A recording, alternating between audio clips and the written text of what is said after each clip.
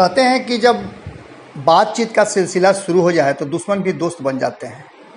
सिलसिला चाहे जिस रूप से शुरू हो, लेकिन सिलसिला शुरू हो जाना एक बड़ी पहल मानी जाती है। आपको बता दें कि ऐसा ही बिहार की राजनीति में हुआ है और नीतीश कुमार से लालू प्रसाद ने बातचीत शुरू कर दिया है।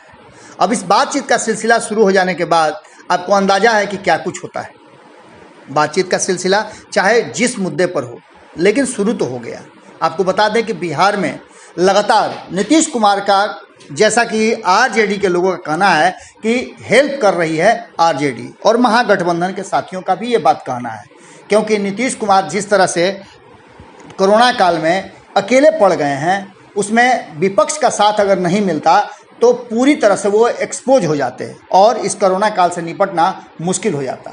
आपको बता दें कि जब जब नीतीश कुमार ने कोरोना काल को लेकर के चिंता जताई है, तब तब विपक्ष उनके साथ खड़ा हुआ है और केंद्र सरकार से हर तरह से मदद मांगने के लिए उनको साथ देने का वादा करता रहा है। भले ही नीतीश कुमार ने खुले रूप से केंद्र सरकार से मांगे न रखी हों, पर विपक्ष लगातार नीतीश कुमार के साथ खड़ा होने का दावा और वादा दोनों करता रहा है। आरजेडी के तरफ से लगातार कहा जा रहा है कि हमने गांव-गांव और हर क्षेत्र में कोशिश किया है कि लोगों तक राहत पहुंचाई जाए और कोरोना काल में लोगों की मदद की जाए, चाहे वो लालू किचन के माध्यम से हो या फिर अन्य माध्यम से हो।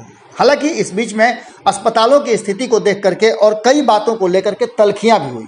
तेजस्वी यादव को आदेश नहीं देने पर भी तल्खी हुई। उसके बाद से नीतीश कुमार ने अगर तेजस्वी यादव को नहीं दिया तो उन्होंने पूरे सत्ता पक्ष को भी कहीं आने जाने से रोक लगा दी। ऐसा फरमान जारी किया जिससे मंत्री तक अपने घरों में कैद होकर के रह गए।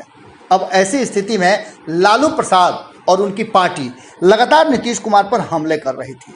अलग अलग अस्पतालों की स्थिति दिखाई जा रही थी और कहा यह जा रहा था कि नीतीश कुमार ने इस बीच में कुछ नहीं किया है, लेकिन नीतीश कुमार भी इसका कोई जवाब नहीं दे पा रहे थे।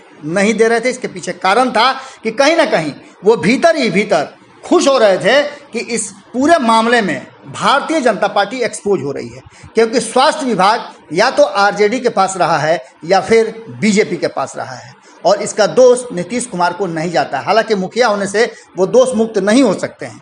इन सब के बावजूद लालू प्रसाद ने नीतीश कुमार से संवाद शुरू करते हुए साफ तौर पे उनके क्षेत्र की बातें शुरू की है।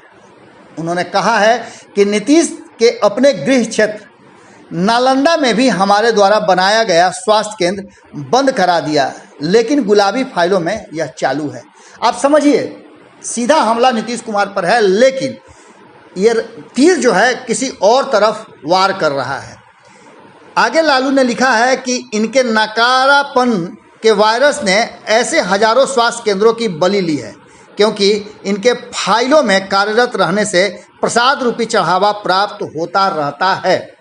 आपको बता दें, इसके साथ ही उन्होंने तस्वीरें भी साझा की हैं, जो तस्वीर नालंदा जिला के हिलसा विधानसभा में कराए परसुराय प्रखंड के चकवाजितपुर उप स्वास्थ्य केंद्र का है। कहा यह जा रहा है, ये दावा है आरजेडी का कि इस पूरे मामले में नीतीश कुमार को संज्ञान लेना चाहिए, लेकिन वो पता नहीं क्यों भारतीय जनता पार्टी से डरते हैं या फिर स्वास्थ्य विभाग को अपने खेमे में नहीं मान करके वो इसे ज्यों का त्यों छोड़ देना चाहते हैं। अब ये सिलसिला शुरू हुआ है, बातचीत शुरू हुई है, तो देखना होगा कि अगला स्टेप क्या होता है। अगला इसी तरह से कटु होता है या फिर मधुर संबंध बनते हैं, देखने वाली बात होगी।